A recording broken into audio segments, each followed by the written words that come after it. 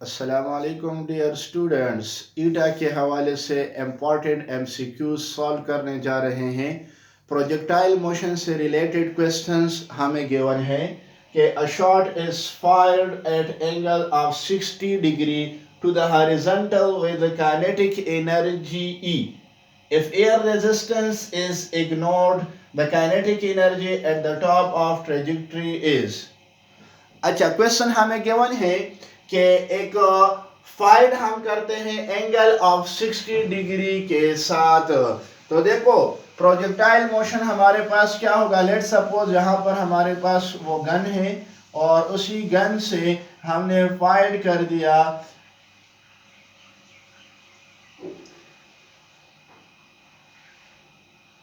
60 degree angle के साथ। देखो, ये अगर ये 45 है तो ये हमारे पास होगा 60। लेट सपोज इस तरह आ रहा है वर्ड, ठीक है।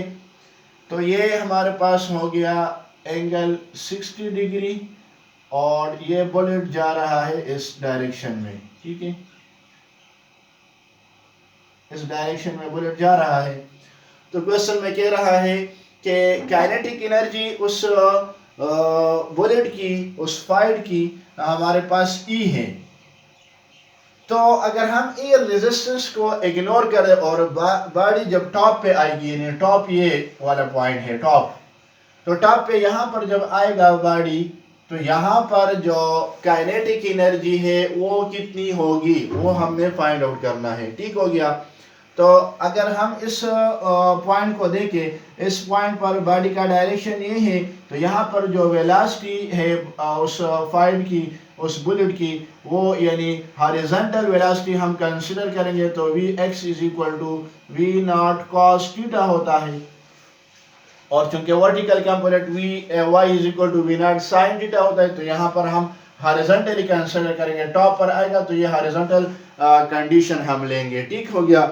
सो we know that kinetic energy का फार्मूला हमारे पास है, kinetic energy is equal to 1/2 mv²।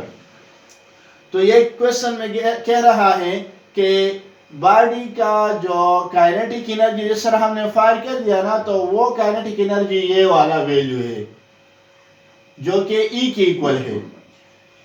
तो फिर कह रहा है कि जब टॉप पर आएगा तो यहाँ पर काइनेटिक एनर्जी क्या होगी। तो यहाँ पर काइनेटिक एनर्जी हम ले सकते हैं, जो V है ना, वेलोसिटी हम यहाँ पर लेंगे V इज इक्वल टू, इस इक्वेशन में V cos थीटा, ये वाला वैल्यू हम यहाँ पर पुट करेंगे ऊपर इक्वेशन में। So we know that kinetic energy is equal to 1/2 m, और ये V cos थीटा V² की जगह पर रिप्लेस करेंगे तो V cos theta whole square आ जाएगा। Now kinetic energy is equal to 1/2 m, ये स्क्वायर V पर आएगा तो V² आ जाएगा और cos थीटा होल स्क्वायर आ जाएगा।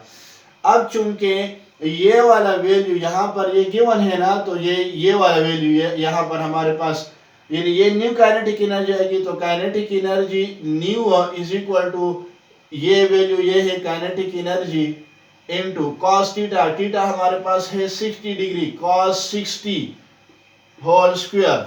cos 60 हमारे पास इक्वल होता है 0.5 के, 0.5। कैलकुलेटर से आप सॉल्व कर सकते हैं। तो cos 60 0.5 और ये होल स्क्वायर, फिर काइनेटिक एनर्जी 0.5 का होल स्क्वायर लेंगे तो इससे आएगा 0.25।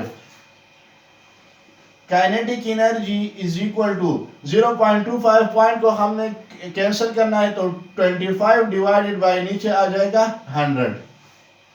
तो अब 25 डिवाइडेड बाय 100 से आता है 1/4, 1/4। तो ये काइनेटिक एनर्जी जिस तरह क्वेश्चन में गिवन है कि यहाँ पर जो काइनेटिक एनर्जी E है, तो यहाँ पर मैं E रिप्लेस कर सकता हूँ। तो ये E आ जाएगा और ये 1/4 है, 1 के साथ E मल्टीप्लाई होगा तो E divided by 4 new kinetic energy of the fired particle होगी हमारे पास। सो ऑप्शन नंबर C इसका करेक्ट आंसर होगा। ओके, इस तरह की वीडियोस को, इस तरह के लेक्चर्स को, इस तरह की और MCQs को हमें देखते रहिए। Thank you.